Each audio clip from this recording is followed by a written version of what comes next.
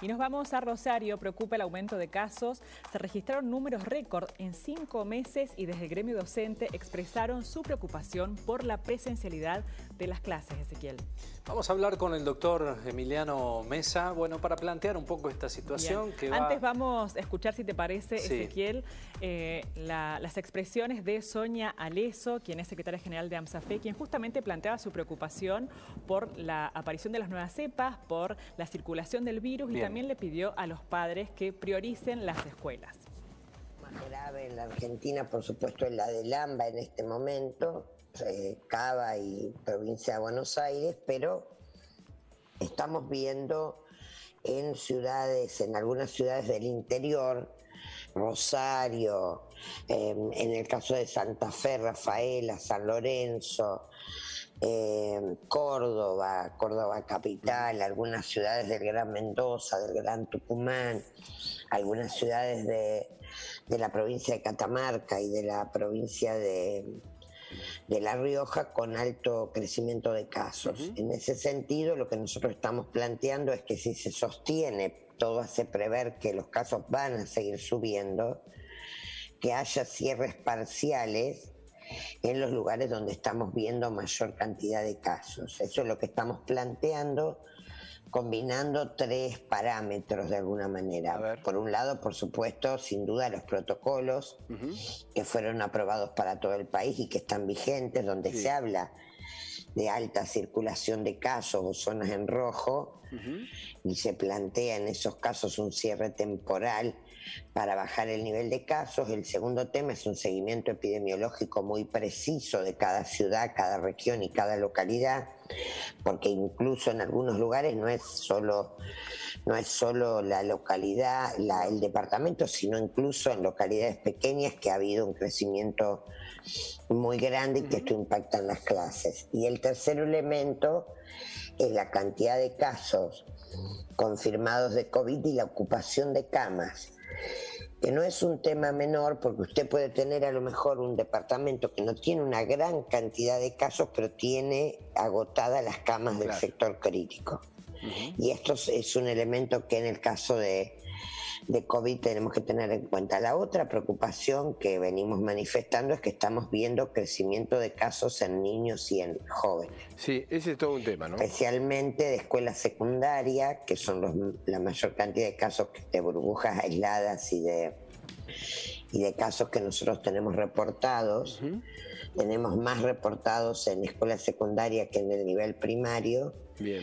Pero los datos, digamos, estadísticos de la provincia y del país indican un mayor aumento de casos en los niños y jóvenes. Y este no es un tema menor, es un tema que nos tiene que preocupar y mucho, en el sentido de que lo que se analiza es que estas cepas de Manaus y la británica y la de Nueva York que están circulando, que ya en nuestra provincia se han detectado casos, especialmente de la de Manaus y de la británica, y también en el país, por supuesto, tienen un grado de contagiosidad mucho más alto que la cepa anterior. Así que son las cuestiones que nosotros estamos planteando. Y a las 10, ahora en un ratito nomás, hay reunión del Consejo Federal a nivel nacional.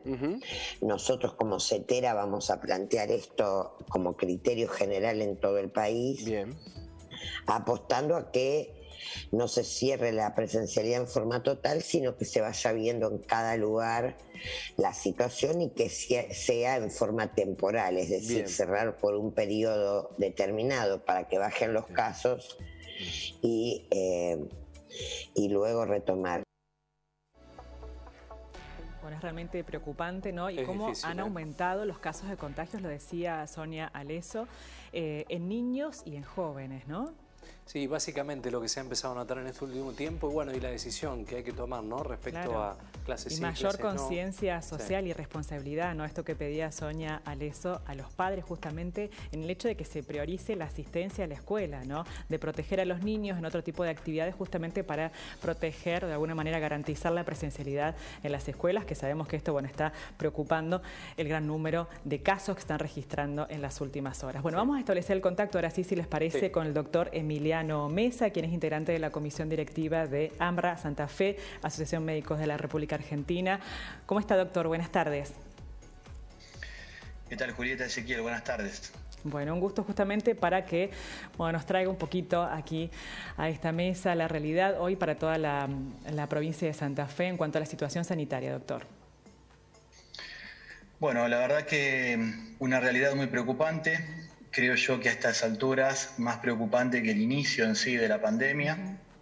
En aquella oportunidad hubo que preparar el sistema, hubo que conseguir elementos de bioseguridad, equiparse, reforzar los hospitales, las terapias, ampliar los recursos humanos críticos.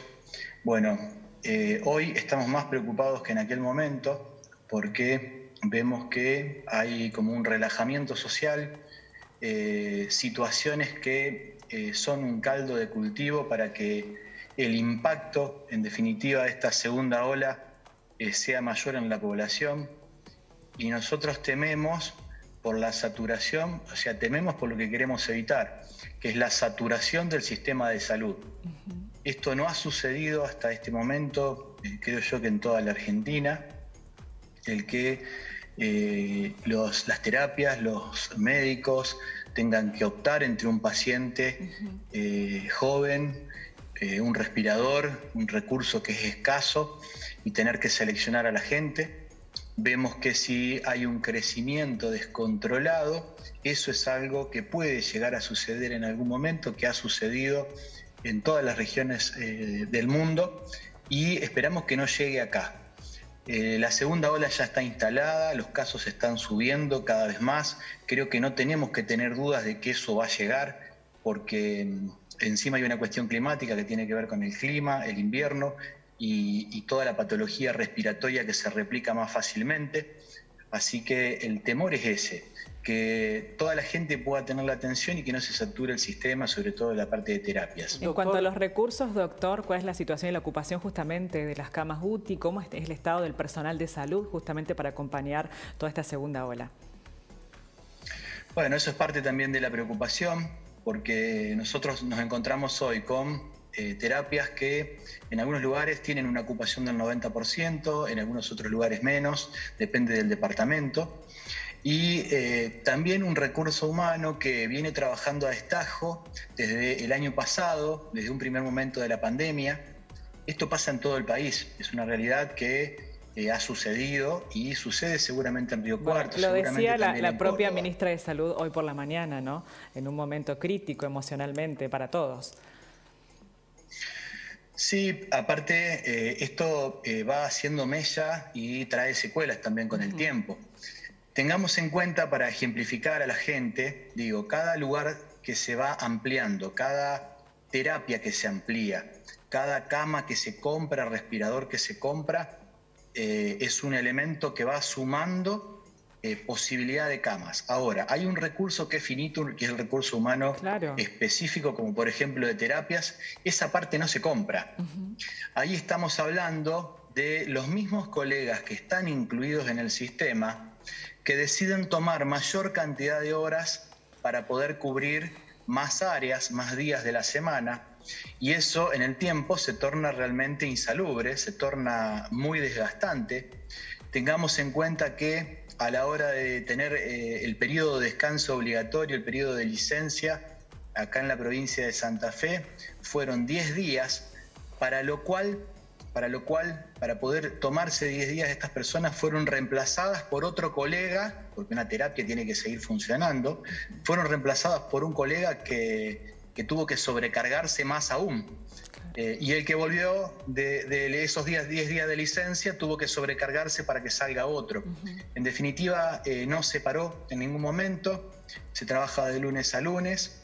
Y por otra parte, la realidad chocante a la hora de salir de los hospitales, porque ese riesgo que se está corriendo dentro de los hospitales, la situación que uno vive y que ve dentro de los hospitales, esto de codearse en lo cotidiano con la muerte, salir, encontrarse con una realidad como que no pasa nada en el mundo fuera extramuro, y la verdad que es muy chocante. Mucha gente dice hoy, ¿para qué me voy a sobrecargar?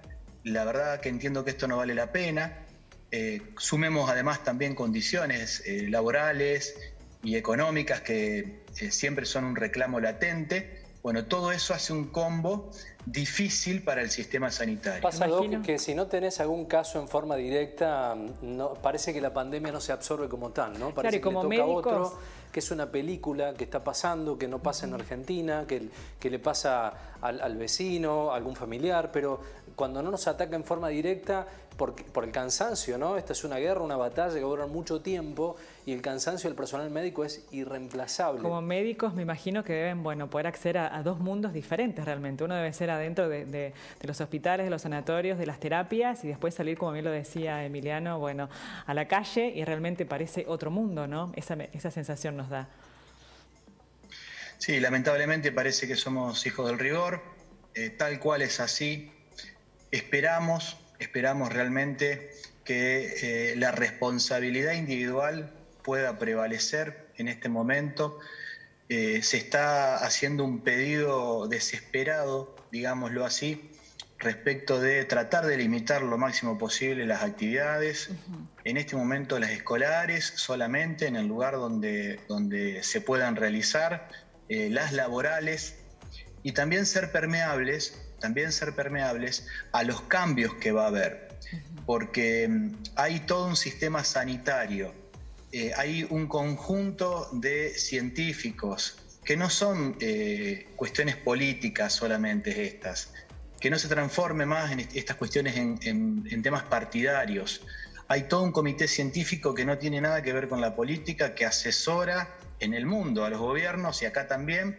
Entonces las decisiones que se toman son contemplando también las cuestiones económicas, pero ahí llega un momento en donde esto tiene que extremarse y es ahí en donde esto se realiza en muchas circunstancias para que toda la gente pueda tener la disponibilidad de atención en un hospital. Cuando todos estos casos van aumentando de manera exponencial, nosotros sabemos que eso va a traer secuelas, que eso va a traer muertes. Y lamentablemente, como decía al principio, parece que somos hijos del rigor. Tenemos que tener un familiar que haya fallecido, que le haya pasado mal para realmente reconsiderar nuestras acciones. ¿A qué responde el hecho de que hayan aumentado los casos de contagios en los niños y en los adolescentes?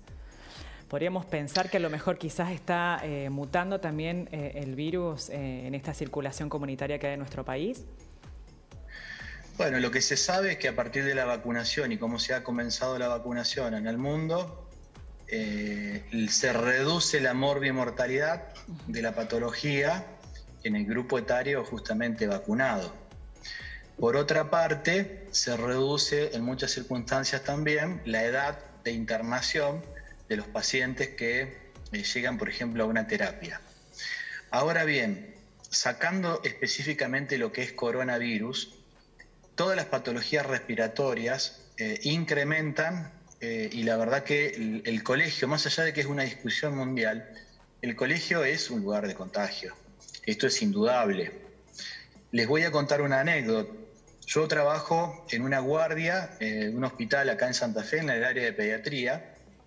En el año 2009, cuando fue el pico de la gripe A, en aquel momento se tomó la determinación de adelantar las vacaciones de invierno y no recuerdo específicamente si fueron 2 o 3 semanas, pero con ese corte de la escolaridad, en un lugar en donde nosotros teníamos habitualmente 200, 230 consultas diarias, llegó un momento en donde nos quedamos sin pacientes para atender. Se cortó la cadena de transmisión de contagios de todo tipo de patologías, respiratorias, gastrointestinales. Realmente fue muy anecdótico porque en las guardias, y sobre todo pediátricas, siempre trabajamos sobreexcedidos, saturados, y en aquel momento nos quedamos sin pacientes. Con lo cual va a ser una variable claramente el tema de la escolaridad. Claro. Y tiene que ajustarse por distritos muy probablemente. Es recomponer post pandemia en algún momento toda la estructura sanitaria de la Argentina, seguramente se va a replantear. Doctor, le iba a preguntar, ¿se han vacunado adultos mayores? Ya se ha empezado en Argentina con índices por ahí interesantes en algunas provincias y surgen algunos temores, ¿no?, a partir de las situaciones que han sucedido. ¿Qué le decimos a aquellos adultos mayores que nos están mirando y están a punto de vacunarse? Que no duden de hacerlo, que no duden de hacerlo. Justamente hoy veía una evaluación que con una única dosis es increíble cómo se ha reducido el nivel de patología en los adultos mayores. Es increíble cuando uno lo ve graficado en las curvas, el efecto que han causado y el efecto bueno que han causado. Y la verdad que esto no es solamente con un tipo de vacuna, sino que es con todas las vacunas que están en circulación en este momento. No dejemos que estas cuestiones se politicen. El que tiene la posibilidad de vacunarse, que lo haga. Bien, la inmunidad día 21, Doc, ¿no? Aproximadamente. ¿Cuándo empieza la inmunidad? Tampoco para relajarse, digo, se vacuna y como que ya están salvados, ¿no? Recordemos que la vacuna no impide el contagio, sino que reduce las complicaciones, reduce los días de internación, reduce las posibilidades de terapia, pero esas posibilidades siempre están latentes. Cualquier vacuna que nosotros nos realizamos, alrededor de la semana comienza a hacer el efecto de aumentar anticuerpos. Alrededor de los 14 días es importante el nivel de anticuerpos y a los 21 ya es excelente. Con lo cual hay que vacunarse, pero hay que seguir y continuar extremando los cuidados. Muy bien. ¿Cómo se está percibiendo allí en Santa Fe la aparición de las nuevas cepas, doctor? Bueno, nosotros tenemos un sistema de vigilancia que ya demostró que están circulando también acá. Creo que los cuidados son los mismos. Sabemos que es la contagiosidad algo más favorable para este tipo de cepas, pero en sí, dentro del sistema hospitalario, no cambia los cuidados que tenemos que tener y creemos que para la población tampoco. El distanciamiento, el barbijo, volvemos a lo mismo. Bien. Y el apelar a que eso realmente se cumpla, extremando el tema de las salidas a lo estrictamente necesario, en este momento laboral y escolar. Muy bien, y volvemos a preguntar, ¿las vacunas que están circulando en el país tienen algún tipo de inmunidad total a esta, o inmunidad o parcial, ¿no?, a estas nuevas cepas? ¿Cómo se comportan? Hasta ahora lo que se ha demostrado es que tienen un comportamiento efectivo con las cepas. No ha habido otra información científica que diga lo contrario respecto a alguna vacuna. Nosotros acá estamos muy bien asesorados en la provincia, tenemos muchos colegas infectólogos que trabajan en los Comité Nacional de Vacunas. Esto creo que sucede en todas las provincias, bueno, hay referentes también en la provincia de Córdoba. Es información científica que la compartimos permanentemente. De todas formas, más allá de la vacunación, en la medida que más infectados hay, más posibilidades también de mutaciones. Entonces, con el cuidado reducimos también hasta eso, no solamente la posibilidad de contagio, sino la posibilidad de mutaciones.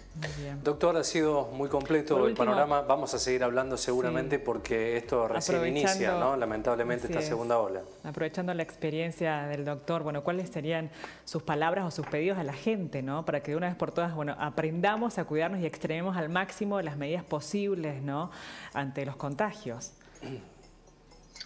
Bueno, como decía durante la nota, extremar los cuidados. Hay una realidad y es que esto está instalado y va a llegar, no tengamos dudas al respecto de esto, y que en este relajamiento las personas que van a padecer las irresponsabilidades individuales son las personas vulnerables, que pueden ser adultos mayores, que pueden ser las personas que tienen diferentes comorbilidades, patologías, diabetes, hipertensión, cardiopatías, nefropatías, y no esperemos a que esta enfermedad se lleve a algún familiar o algún allegado para poder reaccionar, y no permitamos que se sature el sistema. Creo que la realidad es esta, por cruda que sea, es así. Muy bien, doctor Emiliano Mesa, muchas gracias por el tiempo que nos ha brindado. Por favor, que tengan buenas tardes. Hasta pronto.